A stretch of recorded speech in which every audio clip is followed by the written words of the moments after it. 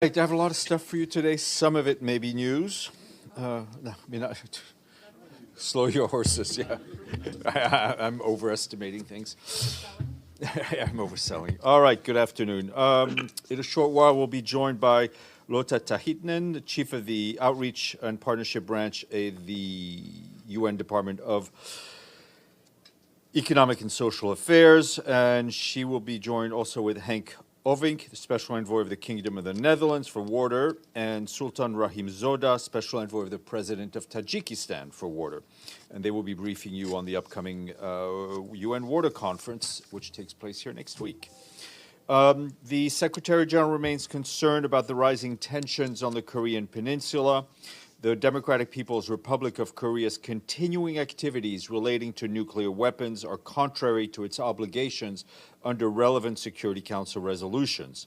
The Secretary General reiterates his call to the DPRK to fully comply with its international obligations under all relevant Security Council resolutions.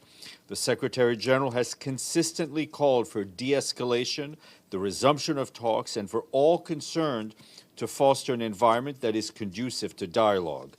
Diplomatic engagement remains the only pathway to sustainable peace and the complete and verifiable denuclearization of the Korean Peninsula. Update and slight correction on Cyprus. The Undersecretary General for Political and Peacebuilding Affairs, Rosemary DiCarlo, began her visit to Cyprus today and not yesterday, as I had mentioned at yesterday's noon briefing. She notably met Greek Cypriot leader Nikos Christodoulidis and Turkish Cypriot Ersin Tatar. During those detailed discussions, she reiterated the UN's continued commitment to peace on the island. Ms. DiCarlo is continuing her visit with meetings with civil society, including women and youth groups. Update from Türkiye, where heavy storms and flooding have hit areas already devastated by last month's earthquakes.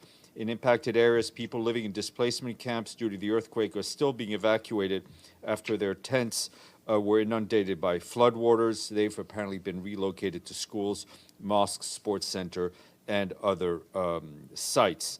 And along with our partners are continuing to respond to the needs of the people who have been affected by the floods as part of the response to help everyone who's been impacted by the earthquake and support the government-led response. In Syria, today, we've had 39 trucks cross into northwest Syria from southern Turkey, 5 through Bab al-Salama, crossings 12 through Al-Ray, and 22 through Bab al-Hawa. Since the earthquake, a total of 826 trucks filled with aid supplies have gone into northwest Syria via the 3 crossing points, and we're also very much continuing our operations in government-held areas. The Security Council this morning held a meeting on Yemen where members heard from Joyce Msuya, Assistant Secretary General for Humanitarian Affairs. She spoke of improvements such as a decline in the number of people going hungry, which has fallen by almost 2 million people, and the worst levels of hunger, that's IPC5, have dropped to 0. For his part, Hans Grunberg, our envoy for Yemen, welcomed the recent agreement between Saudi Arabia and Iran to resume diplomatic ties and urged the parties in Yemen to seize the opportunities presented by the regional and international momentum to take decisive action towards a more peaceful future. He underscored that he continues to actively engage with the Yemeni parties as well as regional and international stakeholders to ensure they're in agreement on the way forward on a pathway towards comprehensive political settlement. And also this morning, the Security Council renewed the mandate of the UN peacekeeping mission in South Sudan. Turning to the Democratic Republic of the Congo, our humanitarian colleagues are telling us that a string of attacks on civilians in North Kivu have displaced more than 100,000 people and claimed dozens of lives in the last week. According to information given to us by our humanitarian partners, more than 50,000 people displaced from Rutshuru found safety in Kibirizi, while some 55,000 people from Assisi fled to neighboring villages, as well as to Goma and towards Minova in South Kivu. Our peacekeeping colleagues in the country report that they've sheltered 95 children at their base in Sake. That's including 50 children from an orphanage. This happened following weekend clashes in the area between the Congolese Defense Forces and the M23 armed group.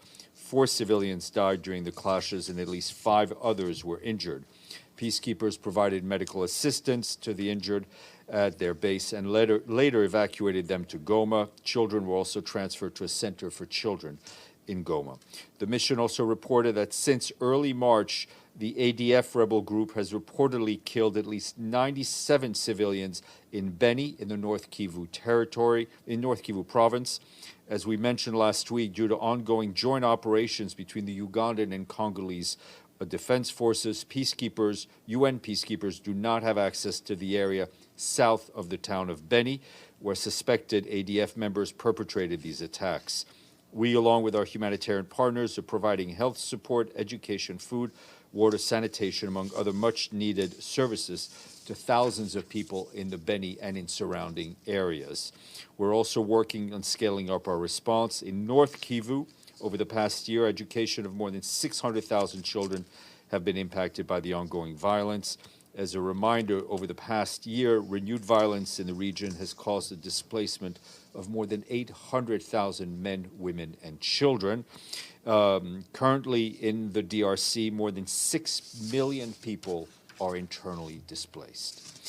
Moving just north to the Central African Republic, where our peacekeeping colleagues are telling us that they're working to strengthen the government's ability to prevent and manage conflict, including in relation to the seasonal movement of livestock, which is ongoing and often the cause of local violence. As part of these efforts, the peacekeeping mission engaged local leaders in Bouar in the west, while in the east, peacekeepers conducted several patrols. Quick update from the southern cone of Africa, where in Malawi, we and our humanitarian partners are ramping up our response in support of the government's relief efforts to deal with the devastating impacts of Cyclone Freddy. We're mobilizing additional teams, but difficult weather conditions have hampered rescue efforts. In the past 2 days, at least 178 people have been rescued, including with the support of boats from the World Food Programme. Despite inclement weather, we're moving vital supplies from the second largest town of Blantyre and towards the hardest hit districts. These supplies include food, shelter, bed, kitchen sets, mobile latrines, medical supplies, and other supplies. We're also looking to expand operations as soon as the rains clear. And in Mozambique, we are worried about the impact of heavy rain and flooding, particularly as cholera spreads to more areas in the country. In Zambezia province, large swaths of land are underwater. Roads are not passable, making it different for aid workers to carry out assessments. Still, our humanitarian partners there have dispatched enough medical kits for about 150,000 people for 3 months, as well as rapid cholera tests, tents, and fuel to support the hospital in Quilimane. In Hambane province, our partners are distributing hygiene kits and food. While the full humanitarian impact of this cyclone will only be known in the coming days, it's clear that the investment in early warning and early action initiatives resulted in fewer fatalities. However, the immediate humanitarian impact and the longer-term economic implications for Mozambique are enormous. Staying on the cyclone theme, following the 2 cyclones that hit Vanuatu this month, the UN resident coordinator, Sanaka Samarasinha, has arrived and met with government ministers, disaster management office, and UN staff to understand challenges, needs, and ways we can further support the recovery. There are over 50 UN staff members embedded with government ministries in Vanuatu supporting coordination, telecommunications, humanitarian relief, logistics, water, sanitation support, and communications. The UN continues to support the government response, including with the distribution of water bladders, collapsible water containers, support to families in evacuation centers, and the supply of solar-powered cold chain equipment, midwifery kits, emergency health kits, and tents. A note on Tajikistan, Kavil Madam Ramaswamy Parvati of India is taking up her new post as the resident coordinator in Tajikistan today, following her appointment by the government and confirmation from host government. Full biography of new resident coordinators is on the website. And I just want to flag that we remain with full gender parity among 130 resident coordinators. Quick note that in a statement issued by the UN Refugee Agency and the International Organization for Migration, they called for increased international support for refugees and migrants from Venezuela and the communities in Latin America and the Caribbean that host them.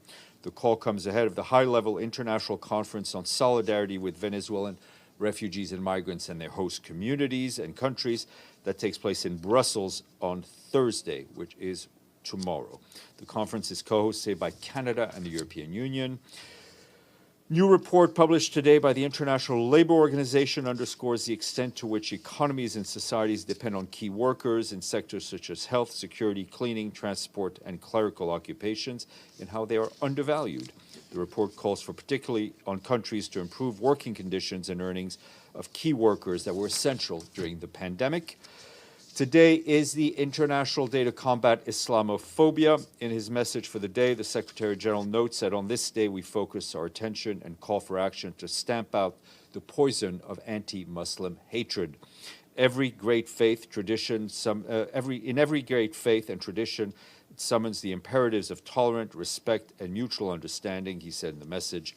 Today and every day, let us strive to realize these values and counter the force of divisions by reaffirming our common humanity. Tomorrow, my guest will be Florence Bauer, the UN Population Fund's Regional Director for Eastern Europe and Central Asia. She will join us virtually from Turkey to brief on her visit to the earthquake-impacted areas and on the particular challenges facing women and girls. Today, we have 71 member states paid in full. Today's contributor is home to 1,500 types of orchids that are only found there. And no, let me finish. And while you look at the orchids, you can enjoy their wonderful coffee. Colombia. I will ask myself the first question. All right, Michelle, go ahead. Thanks, Steph. The Ukraine grain deal negotiations, the Turkish foreign minister has said that they're pushing, negotiations are continuing and they're pushing for 120 days instead of 60. Do you have an update for us on these negotiations? No. Okay. And Russia, it was reported yesterday that Russia has sent a letter to the UN sort of formalising their proposal for 60 days. Do they specify to the UN what happens if no one formally accepts their 60 days? I'm not going to get into any of the details of the discussions that are going on. There are three parties to this agreement. We are the witness. The Secretary General's efforts are focused on safeguarding the continuity and the integrity of this agreement, which, as we've said many a times, is critical to global food security, as is the MOU on Russian food and fertilizer.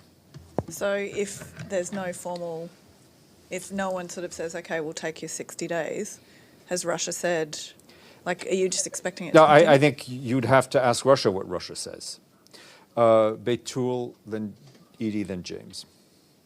Thank you, Steph. Two questions. First, do you have more details on the UN response to the floods in Turkey, on how the UN responds? And also, USG DiCarlo, is she going to have any other trips to maybe Turkey, Greece, or London, the guarantor countries, after she concludes her visit in Cyprus? At this point, what I know is that the only travel I'm aware of is to Cyprus and back. If there's anything else, I will share it with you. And on my first and on your first question, not more than what I said at the start of the briefing. Edie, and then James, and Deji.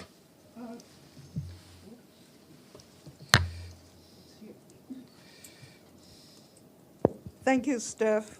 Two questions. Is the Secretary General concerned about escalating rhetoric between Russia and the United States over the crash of a drone in the Black Sea after an encounter with Russian fighters? Well, what I will say is that we have zero information on what exactly happened, but the only information we have is through press reports and what we've seen. The Secretary General's reaction would be what you would expect, is that he would call for dialogue and avoidance of any escalation. And a second question. The failure of several banks in the United States is having global repercussions on stock markets and banks in particular. Is the UN's own financial situation affected at all? Not that I'm aware of. Sorry? No, we do not. And we do, I mean, in all seriousness, we do hope that banking regulators and governments will take the necessary measures to ensure the health of the global banking system. Some good news out of the Security Council today that you read out about Yemen. I wonder, we are now a few days since the Saudi-Iran agreement, and I wondered whether the Secretary General had been having any conversations with anyone about that, trying to build diplomatically on that, had any further reflections on how it affected regional diplomacy, and then with regard to Yemen, how optimistic is he that perhaps this could, because the Special Envoy was talking about an increased intensity of diplomacy. How optimistic is he that this could perhaps lead to a breakthrough in Yemen? Look, I think this is clearly an opportunity, right? I mean, it is a big deal, to put it in diplomatic terms. The envoy had a good, positive visit to Iran. We hope that this creates a climate that is conducive to enshrining a political path towards peace in Yemen. And as you said, we've had good news. I mean, while the ceasefire has not been formally extended, the positive impact have continued. We haven't seen major clashes. We've seen greater humanitarian access. We've continued to see civilian flights. These are all good things, but they need to be built upon and built upon quickly. One more, Pakistan. The former Prime Minister Imran Khan seems to be at the center of fresh tension. He attempts to arrest him have led to violence outside his home. I understand the operation to arrest him has been temporarily suspended because of a nearby cricket match. But I wonder how concerned is the Secretary General about the political tensions that seem to be engulfing Pakistan? Well, we have noticed that the situation in the immediate hours has indeed calmed down. We're keeping an eye on it. We just want to make sure that the rule of law is enshrined, and that, of course, as we have always said, people's right to demonstrate freely and peacefully is respected. Deji, then Yvonne. Hi, Steph. He just asked part of my question on the banking system. We saw some of the banks here in the United States got issues, and then today Credit Suisse also got problem. And as we speak, now Dow Jones has like almost 2% down. How much is the Secretary General worry about given the situation, the fragility situation of the world economy this year? This would impact the recovery of world economy and the operations and the SDGs that the SG has always been promoted. Look, I don't want to say anything from this podium that would make a situation worse. I think, as I've said, banking regulators need to do their job, and from what I see, everybody is extremely active. I don't want to predict how this will end, and therefore I can't really predict what impact it will have. I mean, the situation regarding the SDGs even before this was bad, to put it simply, but that's just a statement of fact. But I don't want to get drawn into this current financial crisis. Yvonne, and then Linda. Thank you. The Secretary-General met the Irish Deputy Prime Minister, the Taoiseach, this morning. Can you tell me why they met and what the substance of the meeting was? I wish I had, but I would have been even later if I had gone upstairs to get a readout. But I will do. Okay, I will but do my just best. one follow-up question with regard to Ireland's commitment to peacekeeping around the world. Has the Secretary-General expressed any concern over Ireland's decision to withdraw its peacekeepers from the Golan Heights and what that might mean about its commitment to peacekeeping? Ireland has been historically an amazing partner to UN peacekeeping, and we believe continues to do so. Every member state that contributes troops does it voluntarily, balancing out different needs and different needs that they may have strategically on a regional, global level, and we fully appreciate that. But I think let me just say there are more countries that do not contribute anything to peacekeeping than there are that contribute, and that's important to remember. And I think the sacrifices that young Irish soldiers have made throughout the decades needs to be honored and remembered. And we look forward to continuing with Ireland as a partner in peacekeeping. Sorry, Linda, then Gregory, and then we'll go to round two. Thank you, Steph. In regard to the drones, so to speak, the drone, you mentioned that the SG, of course, is calling for an avoidance of escalation. I was just wondering, is the UN in touch with the two parties to find out any further information, to get a better understanding of what occurred? And does the UN itself have any ability to, I wouldn't say investigate, but to get more information? No, we have no monitoring capacity or mandate in terms of what is going on over the skies over the Black Sea. From what we see, this issue is being dealt with bilaterally, which is a good thing, and we just hope that communications continue and de-escalation ensues. Gregory. Thank you, Stéphane. Russian Foreign Minister Lavrov has sent a letter to the Secretary General concerning the issue of human rights violation of Orthodox Christian in Ukraine. So did you receive this kind of letter, and what kind of reaction you have? Thank you. I haven't seen the letter. What I have seen was a letter that was sent from Patriarch Kirill to the High Commissioner for Human Rights. So I would encourage you to ask them.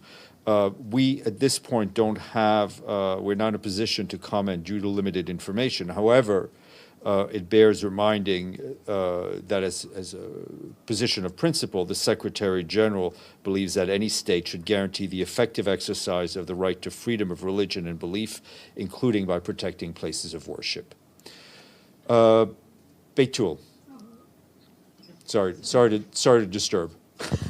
I was just reading an email. sorry. Thanks. Me too. Yeah, it's all right. Yeah. Go ahead. Something good. Yeah. Steph, I'm not sure if you had any recent update on Libya when I was away, but if you haven't, can you get us an update on Libya and particularly on the elections? I would love to. I've asked for an update on Libya, and I don't think I have one. But as soon as I get something, I will share it with you. James. I'm just picking up on your comments a moment ago on the drone. You said it's being dealt with bilaterally, and that's a good thing. The latest news is that Russia says it's going to recover the drone, and the US is also going to recover it. That sounds a pretty tense thing. There were discussions, from what I understand, between the Russians and the US. But if both countries are planning a naval recovery of the drone, that sounds like a pretty tense thing, not a good thing. But that's why we would call for de-escalation, for communications to continue and de-escalation to ensue. Okay, I don't think I have any questions online. Let me go to our... Stéphane. Sorry, Stéphane, I think you had a... Yes, thank you. Stéphane, just a question on the Nord Stream pipeline explosion again. Russia is just informed the Security Council of practically the investigation done by Germany, Denmark, and Sweden still are not satisfying Russia, also because they don't know anything about it, and there will be soon a Security Council, so a meeting. So, what is exactly the position in this of the Secretary General? Does he think that now is the time for UN start to investigate it directly? This very, this investigation on the pipeline explosion? Our position remains unchanged to what was said publicly in the Security Council during the last meeting. Sorry. Just wait. Sorry, I was reading an email. Wait. No, what I'm saying to you is I have literally no update than what was said publicly. Iftikhar, and then we'll go to our guests. Thanks, Steph. My question has been asked by James. That happens to a lot of people. Sorry, we'll go to our guests on the conference on water. So I ask you, please stay. Thank you.